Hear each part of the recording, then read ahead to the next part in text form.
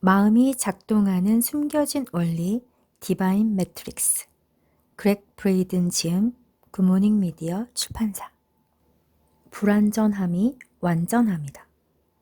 나는 강연회에서 종종 이 이야기를 들려준다.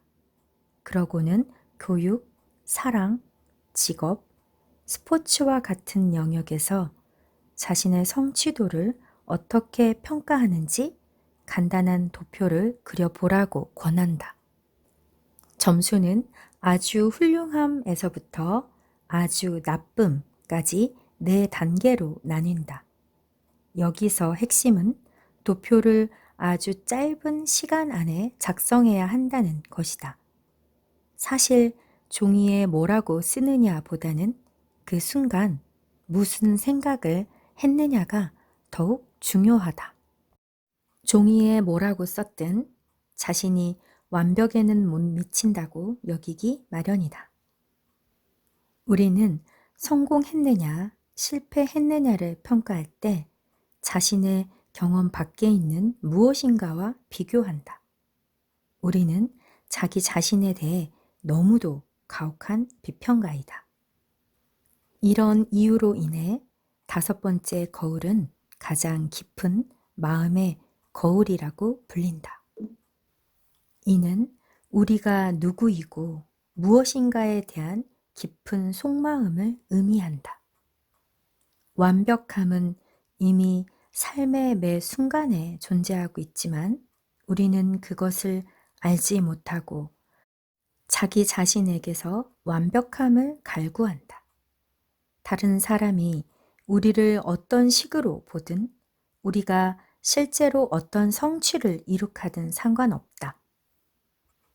자신이 달성한 성과의 훌륭함을 깨닫기 전까지는 각 경험은 그저 부족한 자신을 드러낼 기회에 지나지 않는다. 결과에 상관없이 자신이 행한 모든 것을 그 자체로 완벽하다고 여긴다면 인생은 어떻게 달라질까? 최선을 다했다면 그 자체만으로도 충분히 훌륭한데도 우리는 다른 무엇과 자신의 성과를 비교하려고 든다.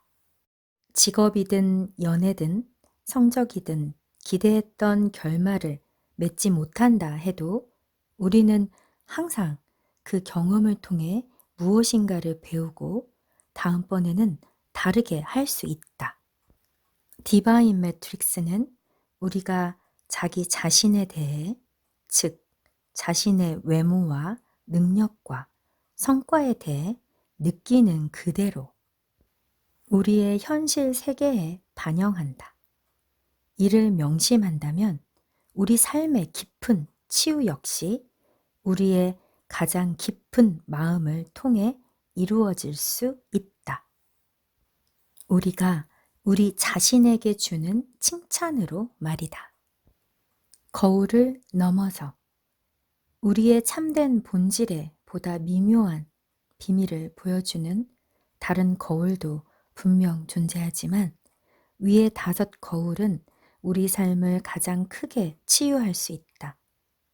그 과정에서 우리는 디바인 매트릭스 내에서의 창조자인 자신의 참된 힘을 발견한다. 각 거울은 보다 높은 수준의 자기 통찰로 향하는 징검돌이다. 일단 이러한 거울이 존재한다는 것을 알면 더 이상 모른 척할 수가 없다.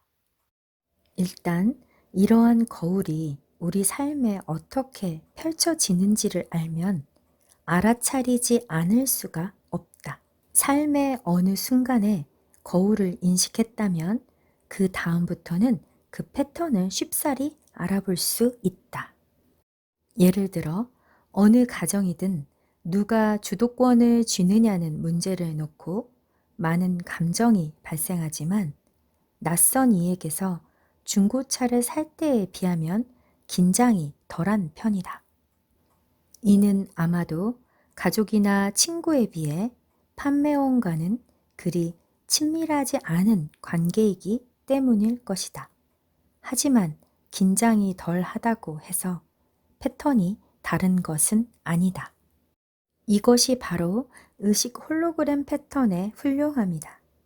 자동차 판매원, 슈퍼 점원, 맛있는 음식을 다 태워서 내온 웨이트리스와의 관계에서 발견한 깨달음은 가정에까지 영향을 미친다. 이는 홀로그램의 속성 때문이다. 한 관계의 패턴이 변화하면 같은 패턴을 갖는 모든 관계가 영향을 받는다. 이러한 변화는 때로 우리가 전혀 예상도 못한 곳에서 일어난다. 오늘은 나의 가장 깊은 비판의 거울을 보여줄 관계를 만나야지 라고 말하며 아침에 일어나는 사람은 없다. 거울은 그런 식으로 작동하지 않는다.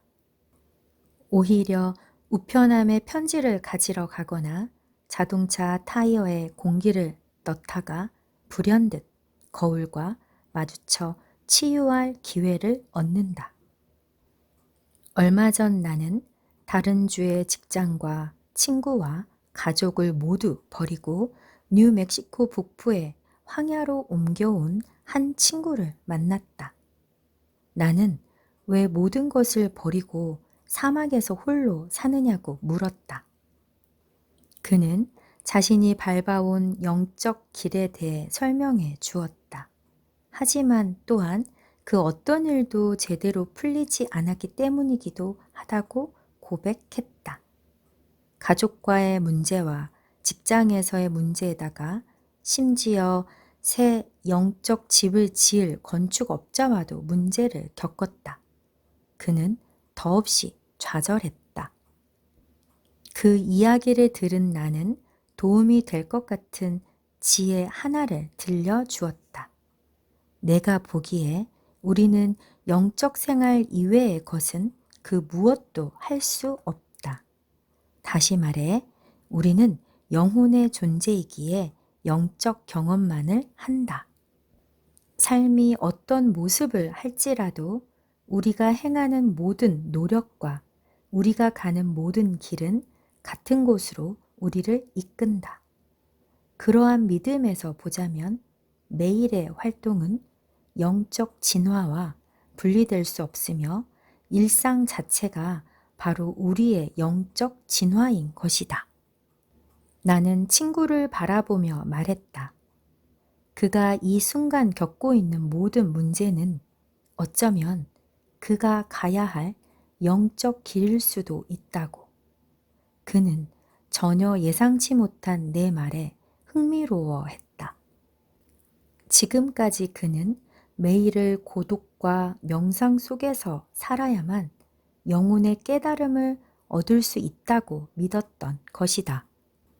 하지만 나는 사소한 일상이라도 자신에게 생긴 문제를 하나하나 해결해 나가는 방식이야말로 바로 그가 탐험하고자 하는 영적 길일 수 있다고 설명했다. 그는 작별 인사를 하며 놀란 표정으로 나를 흘끗 보더니 단순히 대꾸했다. 어쩌면 그럴지도 모르겠네요.